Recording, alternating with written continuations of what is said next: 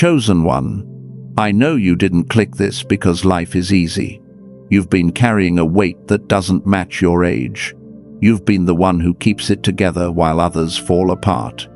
You've watched money slip through your hands like water, not because you're lazy, but because you were born into a line where survival became the language of love.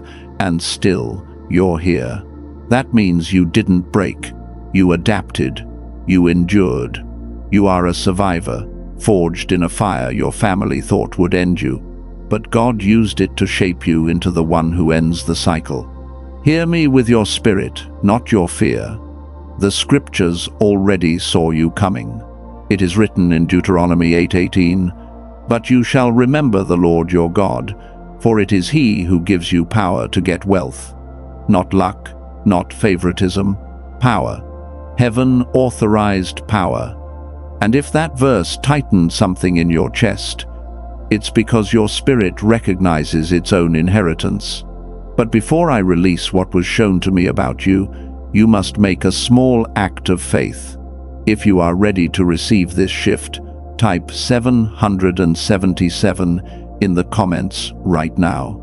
Do it as a signal that you are aligning with the divine frequency, signing a contract with heaven that says, "I agree with what God already wrote over my bloodline." Because God is releasing divine keys, strategies that unlock doors your ancestors only dreamed of touching. These are not ideas, they are spiritual laws.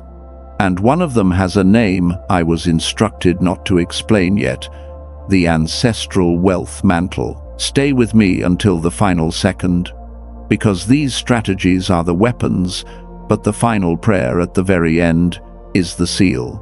Without the seal, the blessing leaks out. And that is why you have felt like you make progress, then something strange happens and it drains again.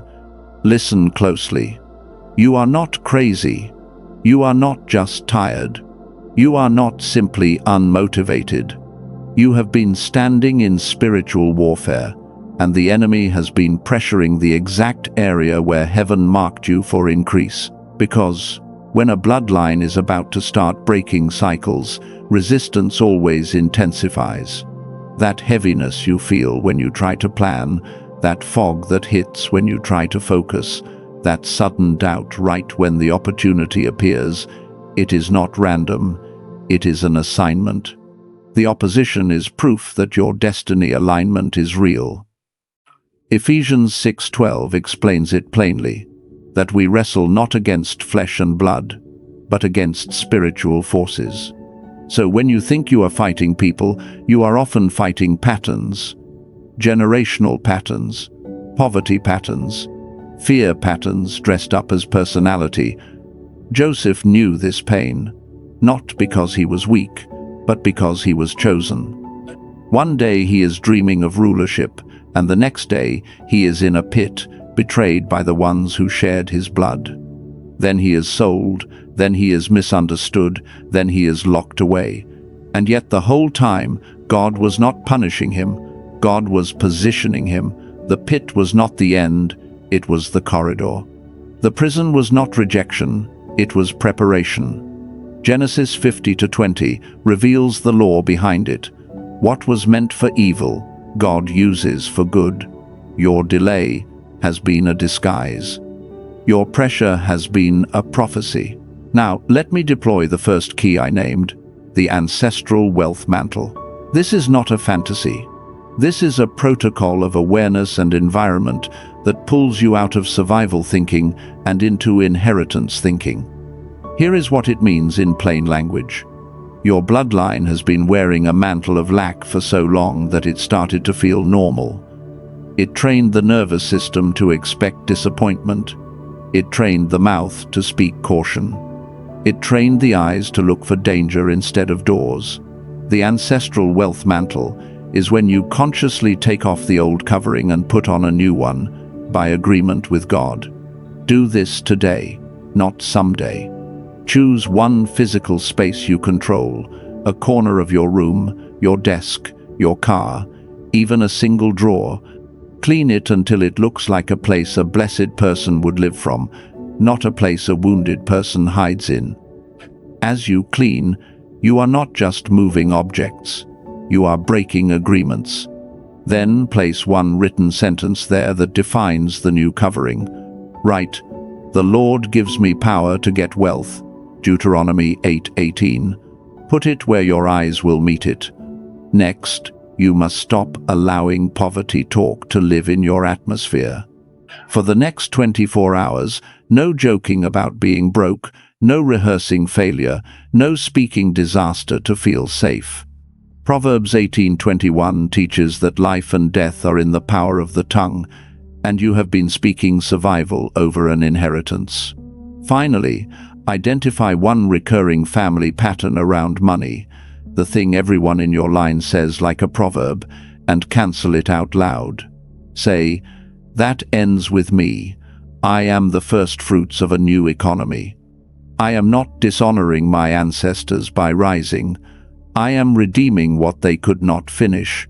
This is divine intervention through obedience. This is destiny alignment through environment. Because when your surroundings shift, your mind stops negotiating with bondage. And when your words shift, your spirit stops leaking authority. But hear me. Cleaning your environment is useless if you don't know how to seal your spirit. Because the enemy does not only attack what you own, he attacks what you carry. Which brings us to the deeper keys heaven is revealing next. Because once you start shifting your atmosphere, a different kind of pressure shows up. It is subtle. It is the strange guilt that rises in your throat when you imagine being the first billionaire in your family. The moment you picture a home paid in full, a business that scales, a legacy account with your last name on it, something inside whispers, "Who do you think you are?" And then you do that thing you never talk about. You delay the invoice. You undersell your gift. You talk yourself out of the bigger room because you feel like your success would embarrass the people you love. Does that sound familiar? There is a story hidden inside that feeling. Jacob worked under Laban, and the agreement kept changing. One season it was fair. The next season the terms shifted, and the atmosphere turned strange the moment Jacob began to increase. Yet even when the environment was hostile, increase kept landing on him, because heaven had already spoken. Genesis 31 shows Jacob realizing that what looked like workplace politics was actually spiritual warfare over destiny. He was not greedy. He was chosen to carry wealth transfer into a future generation. Here is the spiritual root. That guilt is not humility. It is a generational leash. A poverty spirit does not only keep you from earning, it keeps you from receiving without shame. It tries to convince you that surpassing your bloodline is betrayal, so you stay small to keep peace. But you were not called to be the family's emotional support system forever. You were called to be the family's breakthrough system. This is breaking cycles at the level of identity. So you activate what I call the bloodline consent decree. This is a protocol of mindset and awareness that cuts the invisible contract your family never signed, but everyone obeyed. Do this today. Get a sheet of paper and write at the top, "I have permission to outgrow every limitation in my bloodline." Under it, write 3 sentences, slowly, like a legal document in the spirit realm. 1. I honor my ancestors by finishing what they could not finish. 2. I reject shame around increase, because the Lord gives me power to get wealth. Deuteronomy 8:18. 3. I will steward wealth with righteousness, so my family receives healing, not chaos. Then read it out loud, and after each sentence say, I consent with heaven, not with fear. That is not positive thinking. That is destiny alignment. You are telling your nervous system and the spirit realm the same thing at the same time. And when the old guilt tries to rise again, you answer it with scripture, not emotion. Psalm 35-27 declares that God takes pleasure in the prosperity of his servant. If God is not ashamed of your increase, you do not get to be ashamed of it either. And now, when the guilt breaks, another battle tries to take its place. The battle is not earning, it is keeping. It is the pattern where money arrives, and suddenly every needy hand finds your number. A cousin with an emergency, a parent with a bill, a friend with a dream that somehow becomes your responsibility. And you feel the tightness in your chest because you love them. But you also know, if you say yes to everybody, you will never build the billion-dollar ark you were assigned to build. You have felt that tension, haven't you? There is a story of a man who finally started winning after years of scraping by. He got one promotion, then a second, then his side business popped. At first, he felt like a miracle was happening. Then the calls began, not because he posted his salary, but because spirits can smell a shift. People who never asked how he was doing started asking what he could do for them.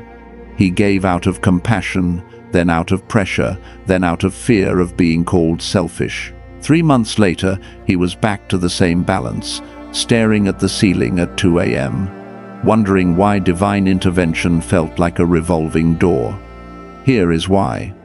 When you are marked to become the first billionaire, the enemy will not only attack your mind, he will attack your stewardship. Because if he cannot stop the flow, he will try to create leaks. The devourer loves unprotected gates. That is why Malachi 3 speaks about the devourer being rebuked, not with anxiety, but with covenant order. This is spiritual warfare over wealth transfer, and the battleground is boundaries. So you activate what I call the stewardship gate of Solomon, not because you are cold, because you are called. Solomon's wealth was not just abundance, it was structure, organization, order in the kingdom. This protocol is an environment shift around money. Here is the instruction. Create 3 containers today, even if the numbers are small.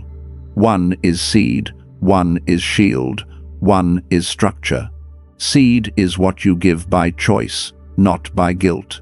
Shield is what you save as protection, because a righteous person leaves an inheritance, Proverbs 13:22, and inheritance cannot be built on impulse. Structure is what you invest into systems that multiply, training, tools, debt payoff plans, business infrastructure, stewardship. Then write 1 sentence you will use as your boundary script and practice saying it without shaking. Say, I love you and I am building a legacy. I can help with this amount, or I can help you find a resource, but I cannot break the structure God told me to build. That sentence is not selfish. It is holy. It separates compassion from sabotage. And when you feel that old pressure to rescue everyone, you whisper to yourself, I am not the family's bailout. I am the family's blueprint. But even this gate will not hold if you do not know the one seal that shuts down spiritual interference at the source. Because the next key is not about money in your hands. It is about authority in your spirit. And what happens when heaven demands you stop apologizing for your assignment? Because the moment you stop apologizing, you start noticing a pattern that has been stalking you for years. It is that strange hesitation right before you make a move that would change everything. You can be confident all day, but the second you're about to raise your prices, submit the application, sign the paperwork, or step into a room of serious money, your mind suddenly says, I should wait. I should ask someone. I should make sure my family is okay with this. And you end up looking for permission from people who have never carried your calling. You feel the pressure to explain yourself to those who only understand survival. You feel the invisible eyes of your bloodline watching you, judging you, even if nobody says a word. You've felt that tension, haven't you? You are not alone. Gideon felt it too. Judges 6 shows him hiding, trying to stay small, trying not to be noticed, because the oppression around him trained him to believe visibility equals danger.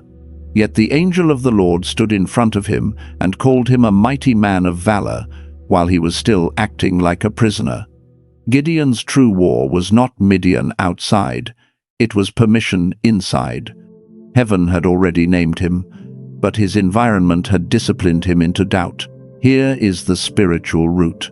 When your ancestors chose you to become the first billionaire, it did not just activate opportunity, it activated a courtroom conflict in the spirit.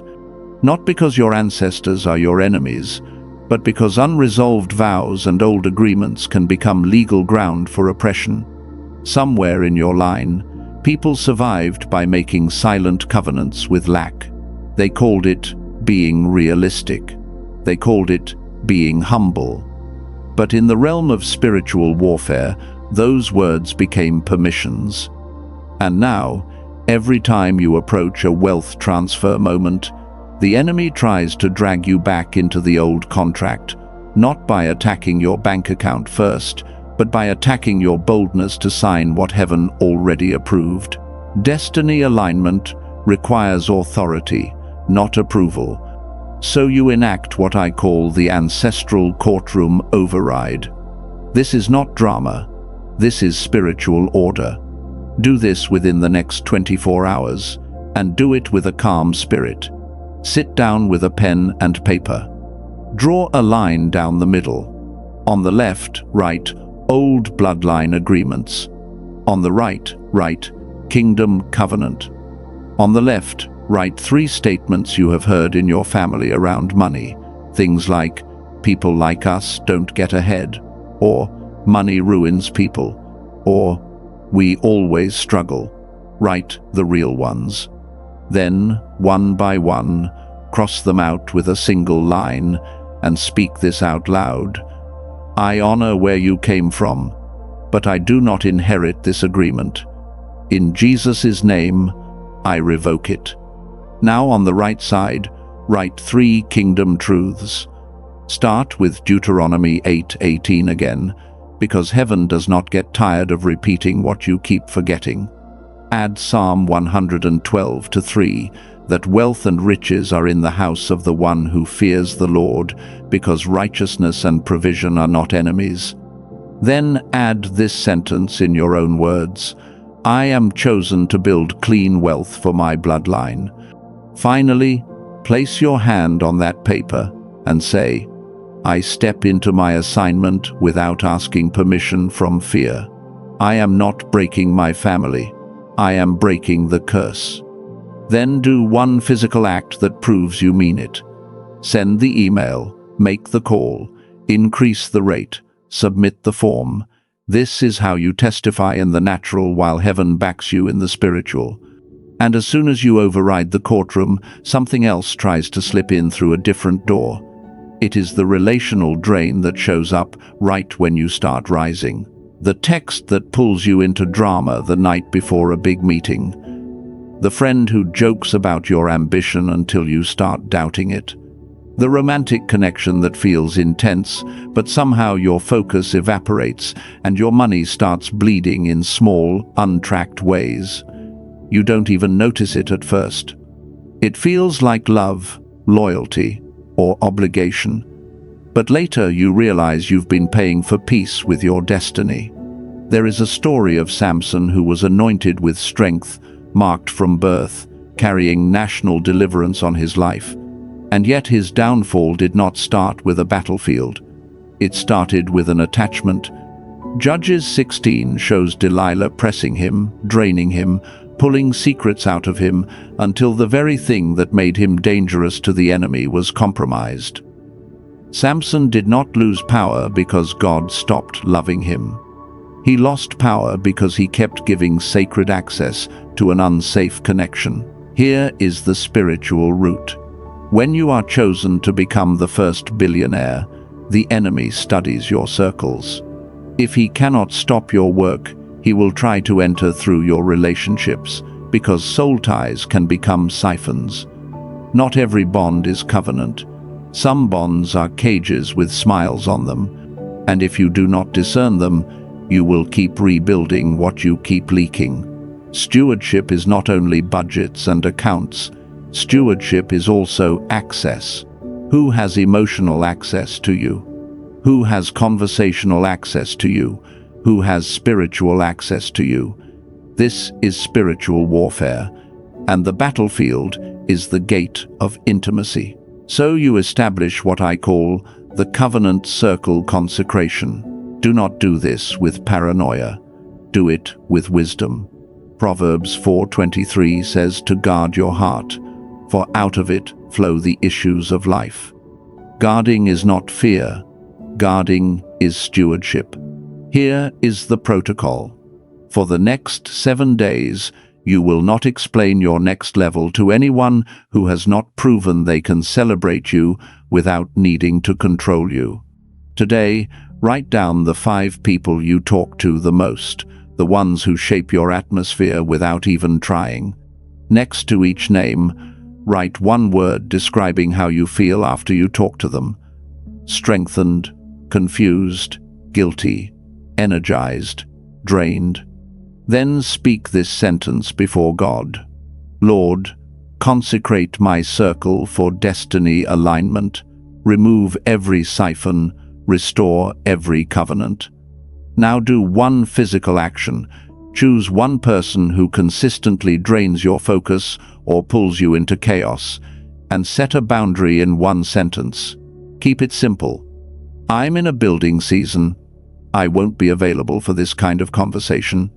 If it's a romantic attachment that's consuming you, you do not need a dramatic breakup speech. You need a clean cut. Delete the thread. Remove the access. Pray, I break every soul tie that is feeding off my future, and I return every misplaced affection back to God. And if you are called to kingdom marriage, you must understand this. Covenant does not compete with calling, it protects it. The right connection multiplies your stewardship, not your anxiety. The wrong connection makes you feel loved while slowly unplugging your purpose. But once your circle is consecrated and the courtroom is overridden, a sign will appear that reveals exactly where the final interference has been hiding, and it's closer than you think. It shows up like this. You'll have a clean day, your boundaries are set, your circle is quieter, your focus is finally sharp, and then you get one call or one message from home, and your body reacts before your mind can reason. Your shoulders tighten, your tone changes, you start over-explaining, and later, without even realizing it, you celebrate with spending, or you lose 2 hours scrolling, or you pick a fight with the person who supports you most. Not because you're immature, but because your nervous system still associates family energy with survival mode.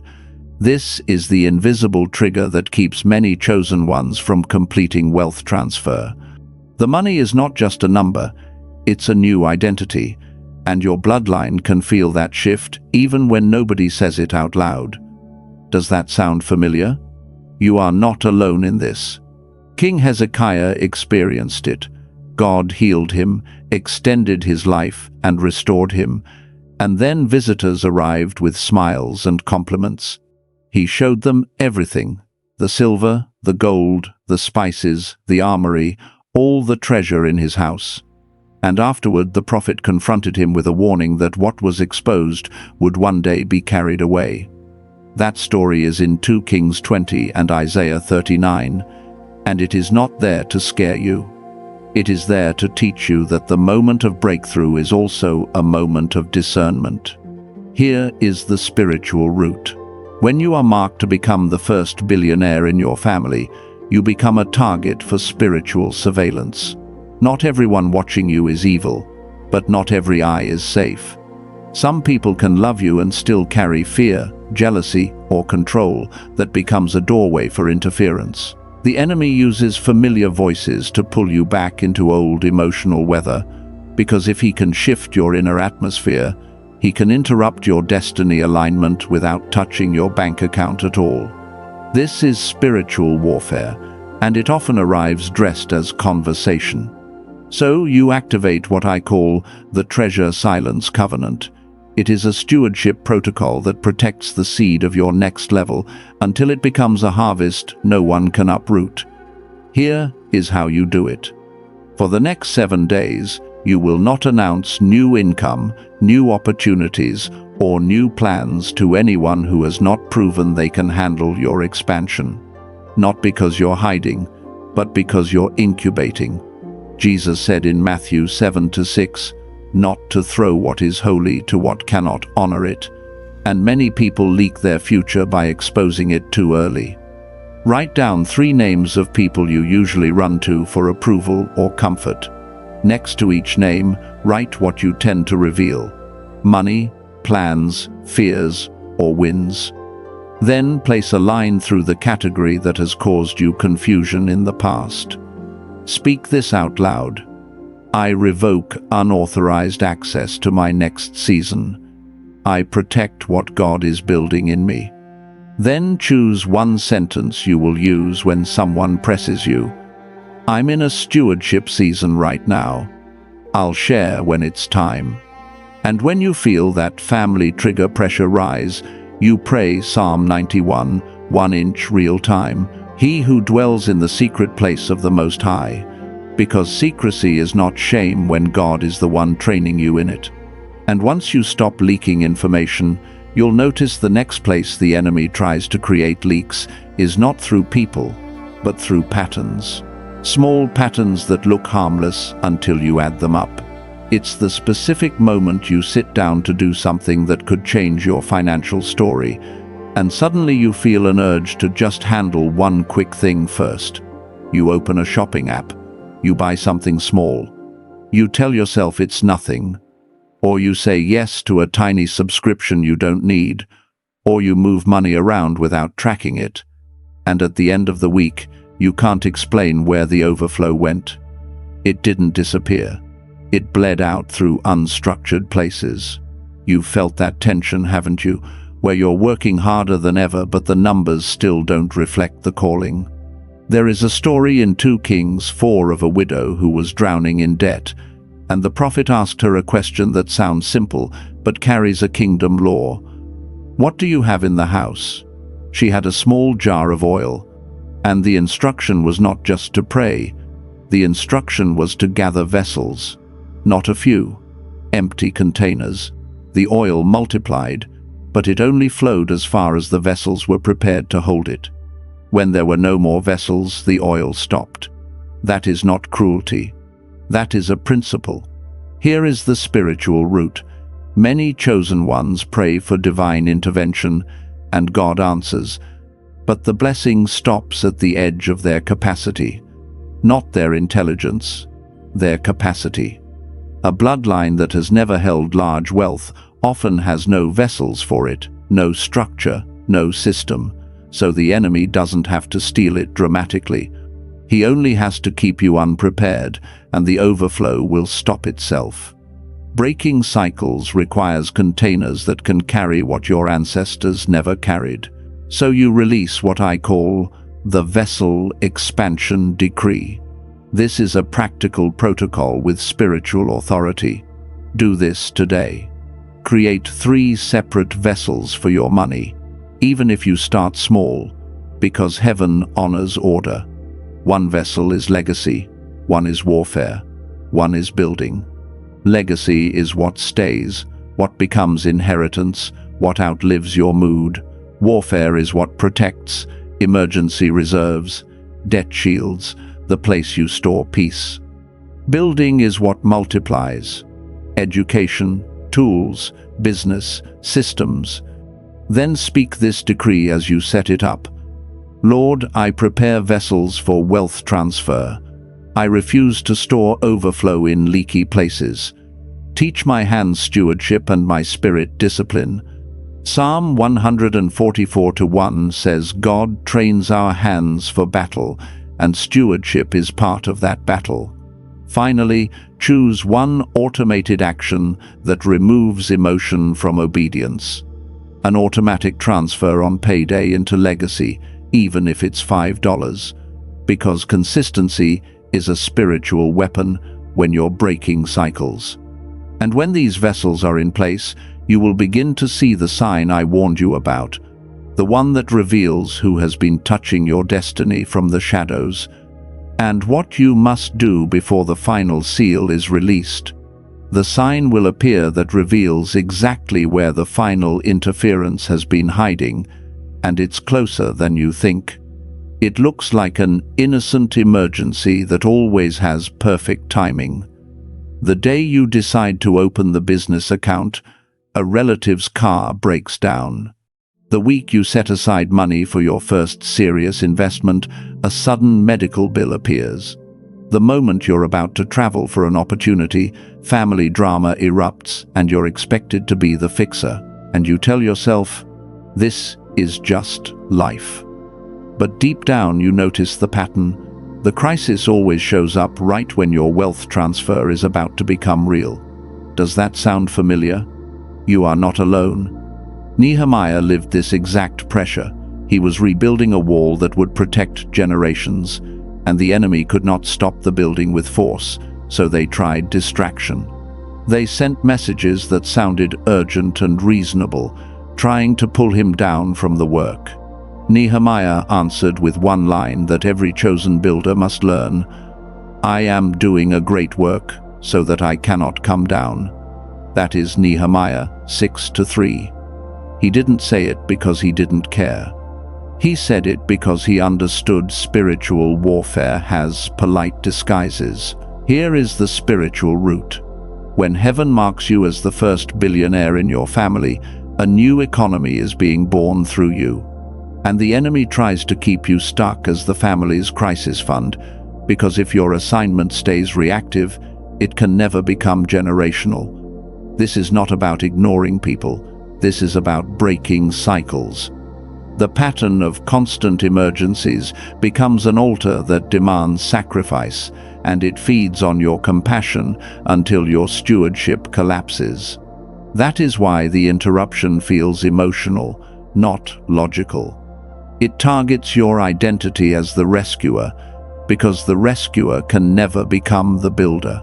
So you establish what I call the Wall Builder Covenant. This is a protocol for divine intervention through boundaries. Starting today, you set one rule: no immediate yes to urgent requests that touch your money, your focus, or your schedule. You pause, even if your heart is racing. You say out loud, I cannot come down. I am doing a great work. Then you do a simple action. You write the request down and you give it a waiting period, 24 hours if it is small, 72 hours if it is large. During that window, you pray Proverbs 21:5, that the plans of the diligent lead surely to abundance, because you are no longer living by pressure, you are living by plan. If you choose to help, you help from seed, the portion you already assigned for compassion, not from legacy or building. And you speak this without apology.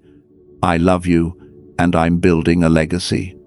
I can help within what I've prepared, but I will not dismantle what God told me to build.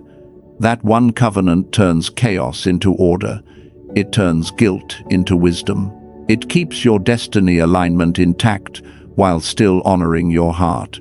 And once the interruptions lose their grip, you will notice another hiding place of interference, one that doesn't shout like crisis. It whispers like avoidance. It's the way you get a strange headache when it's time to look at numbers. The way you suddenly feel tired when it's time to reconcile accounts. The way you promise yourself you'll check the budget tomorrow, and tomorrow turns into 3 weeks. You can handle pressure. You can handle work. You can handle other people's problems. But when it comes to staring straight at your finances, something inside flinches, as if money is a threat instead of a tool. You are not alone. Jesus told a story about this kind of fear. A master entrusted resources to his servants. Some multiplied what they were given. One servant hid it in the ground, and when he was confronted, he confessed the true issue: fear. "I was afraid," he said, so he buried what was entrusted. That is Matthew 25:25. He didn't lose money first. He lost courage first. And hidden fear always becomes hidden loss. Here is the spiritual root. This is spiritual warfare against stewardship. The enemy would rather keep you blind than broke, because a person who refuses to look will never build systems, and a person without systems cannot sustain billionaire weight. Avoidance feels like peace, but it is actually a leak. And if you are going to be the first in your bloodline to carry clean wealth transfer, you must become the one who can look, track, and govern without panic. God is not giving you wealth to impress people. He is giving you wealth to establish a new standard in your family line. So you activate what I call the heirloom ledger consecration. This is a daily protocol that trains your spirit to hold responsibility without fear. For 7 days, you will do this at the same time each day. Set a timer for 12 minutes. Open your banking app or your ledger, and before you touch anything, speak Psalm 119 to 105. Your word is a lamp to my feet and a light to my path. Then say, Lord, shine light on every number. I do not fear what I see. I govern it. Next, write down only 3 things: what came in, what went out, and what must be protected. No perfection, just truth. Then end with James 1-5, asking for wisdom without shame, because wisdom is the weapon that breaks cycles quietly. If anxiety rises, you do not close the app. You breathe and you say, God has not given me a spirit of fear, but of power and of a sound mind. 2 Timothy 1-7. That is how you retrain your body to treat money as stewardship, not danger. And when you can face the ledger without flinching, a door opens that most chosen ones never notice until it's too late, because it's the moment heaven starts exposing the one agreement you still haven't identified, the one that decides whether your rise becomes a blessing or a burden. And you can tell it is there because of the way you react when money finally sits in your account for longer than a day. Not spend it on something wise. I mean that specific itch to get rid of it fast. You start looking for someone to help. You cover a bill you were not asked to cover. You send money to prove you are still the same person. You give out of love, yes, but also out of fear that if you keep too much, something bad will happen, or people will turn on you, or God will be disappointed. Then you wake up the next morning with that hollow feeling, like you just released peace from your hands. It is the quiet anxiety after generosity, the sense that you have to pay a tax to be safe. Does that sound familiar? There is a story of a man who grew up watching his mother stretch a few dollars into meals, watching his father carry shame like a coat. When he finally started earning real money, he promised himself he would never let anyone in his family feel that pain again. So every time a need appeared, he rushed to fill it. Not because they demanded it, but because the child in him could not bear the idea of saying no. Month after month, his income rose, but his building never did. And one night, he stared at his bank app and realized he had become the family's comfort, not the family's future. He loved them, but he was losing himself. Here is the spiritual root. That is not just kindness. That is a bloodline vow. Somewhere in your lineage, someone decided, if I ever have more, I will give it away before it can be taken. Or, if I ever rise, I will keep everyone close by rescuing them. And that vow became a spiritual agreement that turns wealth transfer into emotional spending. The enemy does not mind if you earn. He only cares that you never steward enough to build generational change. So he tempts you with guilt disguised as compassion, because guilt is a leak that never stops. This is spiritual warfare against stewardship, and it targets the part of you that still believes love must be proven with sacrifice. So you establish what I call the billionaire burden release. It is a protocol that separates covenant generosity from fear generosity. Do this today. Write one sentence at the top of a page. I do not buy peace with money. Under it, list the 3 people or categories you most often rush to rescue. Then read Galatians 3:13 out loud, that Christ redeemed us from the curse, because poverty bondage is a curse pattern, and you are not here to keep it alive through panic giving. Now speak this slowly. I repent for any vow that says I must stay small to stay loved. I release the savior role. I accept my builder role. Then take one direct action that proves you mean it. Create a compassion container inside your seed portion, a fixed amount you give by choice. And here is the hard part that frees you. When a new request comes, you do not answer from emotion, you answer from your container. You say, I can help within what I prepared, because I am in a stewardship season. That one line breaks cycles without breaking your heart. And if you feel guilty afterward, you do not open your wallet to silence guilt. You open your Bible. Psalm 23:1 says, The Lord is my shepherd, I shall not want. If God is their shepherd too, you are not their only source. And when you stop leaking through guilt, a different kind of test arrives. It is the test of entanglement. The way your focus gets foggy when someone new enters your life. The way you start imagining building with a person who has access to your heart, but no discipline in their hands. Or the way an old connection resurfaces right when you are in destiny alignment, pulling you into late-night conversations that feel warm, but leave you drained the next day. Sometimes it is not even romance. It is a business partnership that feels exciting, but your spirit is uneasy. You sense the pressure to merge too quickly, to share too much, to tie your vision to someone else's instability, because you are tired of carrying alone. You have felt that tension, haven't you? You are not alone. Abraham faced this with Lot. Genesis 13 says their possessions grew so much that the land could not support them together, and strife started rising. Abraham did not wait for disaster. He initiated separation to protect peace and promise. He did not call Lot evil. He simply recognized that certain proximity becomes a ceiling when wealth transfer is involved. Then God spoke again after the separation, expanding Abraham's vision and confirming the inheritance. The blessing accelerated when the entanglement ended. Here is the spiritual root.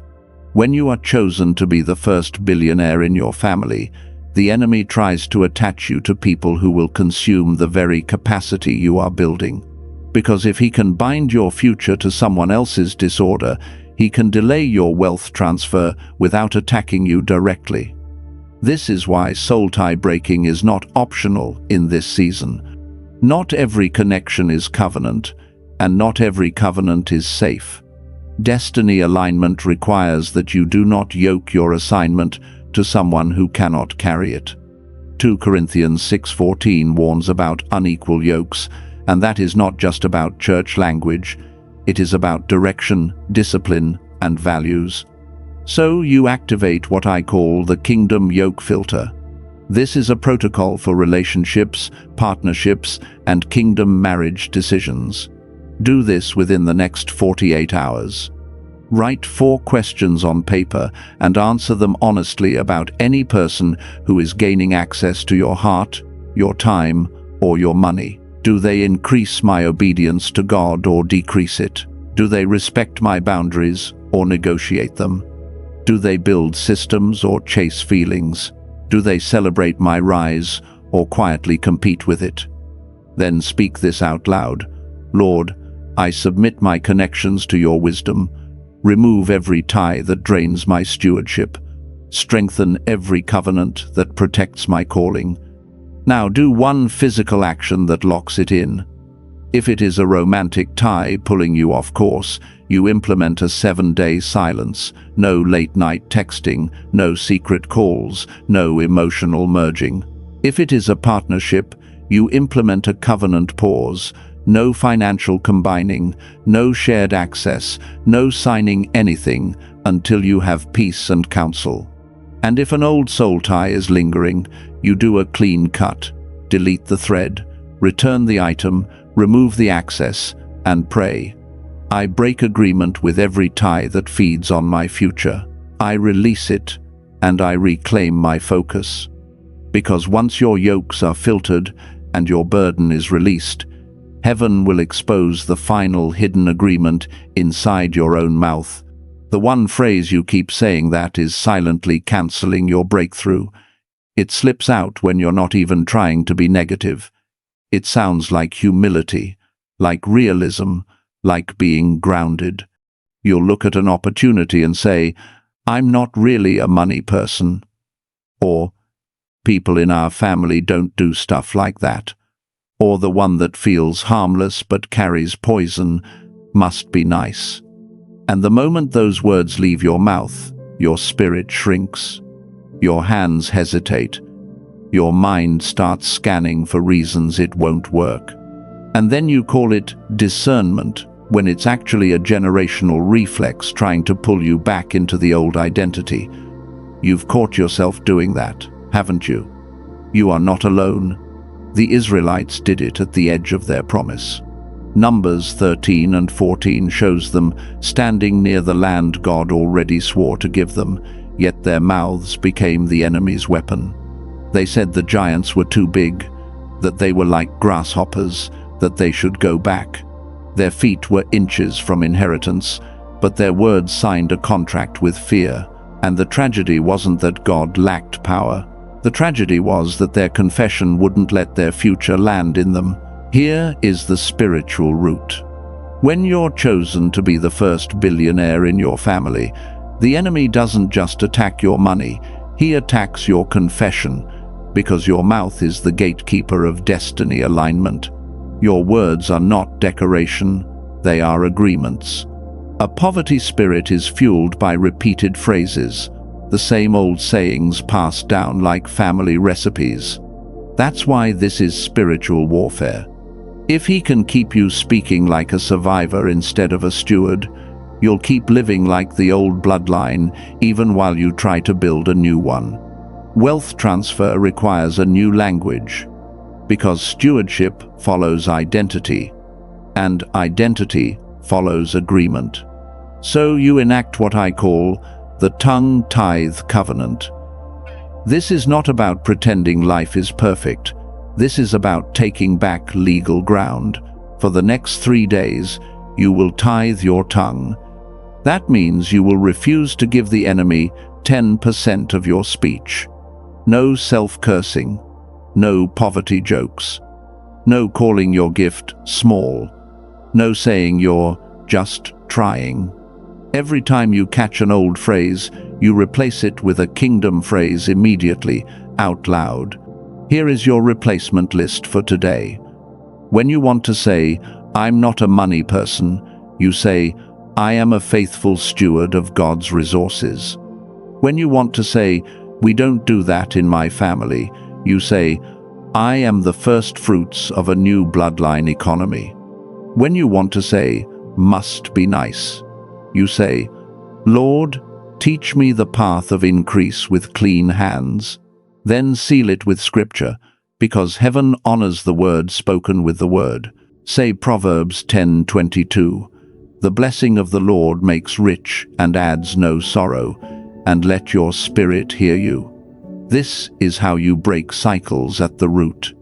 And to make it physical, write one sentence on a card and place it where you speak most: your car, your mirror, your desk. My mouth will not sabotage my mantle. And once your mouth stops canceling your future, you'll notice something surprising. Opportunities will start coming faster, but your heart will have a new question. Am I allowed to surpass everyone I love and still be loved? That question doesn't always show up as a thought. Sometimes it shows up as a tight throat when you're about to announce good news, or as sudden silence when family asks, "How's work?" You want to be honest, but you fear your honesty will create distance. You fear your success will expose their pain, so you hide, you minimize, you carry your wins like contraband. Does that sound familiar? There is a story of a woman who got her first real breakthrough, a contract bigger than anything her family had ever seen. She wanted to celebrate, but every time she imagined telling them, she pictured their faces changing. Not anger, something worse. Disappointment mixed with comparison. So she stayed quiet. She kept building in secret and felt alone in her own miracle. And when a hard season hit, she had no covering, no support, no wisdom around wealth transfer, because she had never allowed blessing to be spoken over her progress. She was chosen, but she was isolated. Here is the spiritual root. This is not just social anxiety. This is an orphan spirit trying to keep you from receiving blessing and covering, because a billionaire calling is heavy, and without a blessing culture, you will either hide in isolation or you will overshare until you get wounded. The enemy wants you alone because isolation makes you easier to drain. But God never designed wealth transfer to be carried without counsel, without blessing, without alignment. This is why Scripture places so much weight on blessing and inheritance. Exodus 20:12 speaks of honor and longevity, and in the kingdom, honor is not bondage, honor is alignment. The problem is when honor becomes fear, and fear becomes silence. So you activate what I call the first fruits blessing exchange. This is a protocol that honors your ancestors without worshiping their limitations, and it positions you to receive divine intervention without leaking into guilt or secrecy. Here is what you do within the next 24 hours. You take a small portion of your increase, not because God needs money, but because your spirit needs a marker, and you dedicate it as first fruits to the Lord. Proverbs 3-9 says, "Honor the Lord with your substance and with the first fruits of all your increase." Then you write a short legacy statement, 3 lines, and you speak it in prayer with your hand on your chest. Lord, I receive the blessing to build what my bloodline could not build. I honor my ancestors by redeeming their struggle into legacy. I accept the assignment to become the first billionaire with clean stewardship. Now here is the part that changes everything. Choose one safe person, one who has proven they can celebrate without competing, and you speak one honest sentence about your growth. Not the full numbers if you're not led, just the truth that God is expanding you and you are learning stewardship. Ask them to pray blessing over your hands, because blessing is a spiritual covering. And if you don't have that person yet, you ask God directly for it, because destiny alignment includes divine relationships, not just divine opportunities. Do you see what just happened? Your mouth stopped canceling, and your spirit stopped hiding. That is how a chosen one becomes a builder instead of a lonely achiever. But the moment you do this, you will feel a new kind of shaking, not fear, but exposure, because the next key heaven reveals will show you the one person who benefits most from you staying silent, and what you must do before the final seal locks your wealth transfer into your bloodline. Listen to me. This is where many chosen ones lose what heaven tried to hand them. Not because they were not anointed, not because they were not smart, not because God changed his mind, because they got excited for 3 days, and then they went back to the old life on day 4. The enemy is not terrified of you hearing truth. He is terrified of you walking in it. James 1:22 does not praise the listener. It commands the doer. And that is why the attack often comes right after revelation, not before it, after it. Because hell understands something most people ignore. Empires don't fall because they lack weapons. Empires fall because the guards fell asleep at the gate.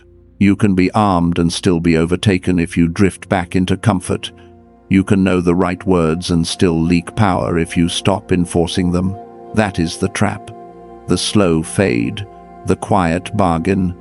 The moment you tell yourself, "I'll do it tomorrow," when you know tomorrow is how cycles survive. So hear this warning like a trumpet. The devil will give you a week of peace to make you think the war is over. He'll let things look calm so you stop watching. He'll let you feel better so you stop practicing. Then he returns, not as a roar, but as a routine. That is why 1 Peter 5-8 says, "Be sober, be vigilant, because your adversary is not casual, and your calling is not small." And I am going to tell you something blunt, because I love you too much to flatter you. You cannot sustain this in your own willpower. You can start with human grit. You can push for a season. You can force discipline for a while. But eventually, life will hit. The phone will ring. The bills will rise. The emotions will surge. The old voices will call your name. And if all you have is determination, you will burn out and collapse back into the pattern you swore you'd break. This is why Zechariah 4-6 says, "It is not by might nor by power, but by my Spirit." You need divine empowerment. You need the Holy Spirit to keep your hands steady when your feelings shake, to keep your mouth clean when your bloodline pulls, to keep your boundaries firm when guilt pressures, to keep your mind clear when spiritual warfare tries to fog you. Because the goal is not a strong week. The goal is a new life, a new economy, a new bloodline. If you can feel the weight of this, type 777 inches the comments right now, not for noise, not for attention, but to lock vigilance into your spirit and confuse the enemy that has been studying your patterns. This is you declaring, "I will not fall asleep at my own gate." Now, here is the bridge to power, and you must hear it without flinching. Everything you've received up to this moment is like a loaded weapon in your hands, but a loaded weapon without a trigger is only a heavy object. You can carry it and still lose the battle. You can know it and still leak. You can prepare vessels and still watch oil stop, because information is not the seal, agreement is not the seal, even discipline is not the seal. The seal is spiritual. And without the sealing prayer, the container remains open. The blessing can leak out through sleep, through distraction, through old voices, through a single emotional day. That is why some people experience increase and then lose it. Not because the increase was fake, but because it was never sealed. We are about to step into the Holy of Holies. This is where we seal it. Prepare your heart now. Put your feet on the ground. Breathe slower than your fear. Quiet your room if you can. And do not treat what is coming like words. Treat it like a courtroom ruling in the spirit realm, because once this seal is spoken, the war does not get louder. It gets clearer, and you will recognize the moment heaven closes the door behind you. Place one hand over your heart, and if you can, close your eyes. Breathe in slow, and let your shoulders drop. You're not performing, you're aligning.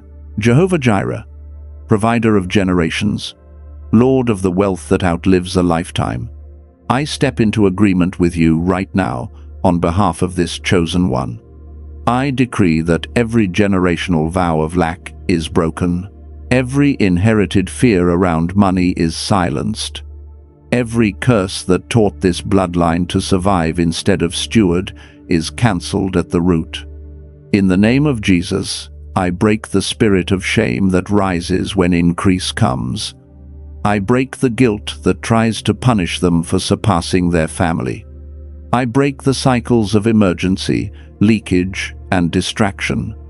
I rebuke the devourer assigned to their stewardship, and I command every counterfeit tie, every siphoning relationship, every soul tie that feeds on their future to release them now. Lord of hosts. Surround their mind like a wall of fire. Train their hands for battle and their heart for wisdom. Let divine intervention meet them in rooms they used to feel unqualified for. Let doors open that no man can shut. Let strategy, favor, and discipline lock into their bones. I decree wealth transfer with clean hands. I decree destiny alignment without apology.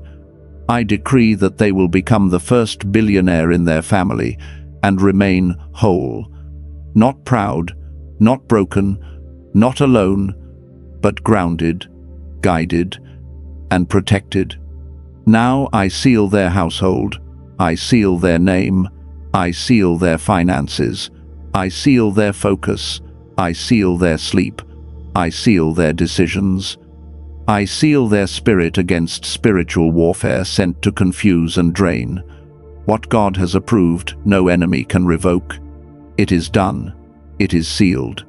Amen. And if you feel led, use super thanks as a seed, not a transaction, but an altar moment, to sow into the speed of your own testimony, a stone of remembrance that says, "This is the turning point." You are walking into your destiny, and God is moving.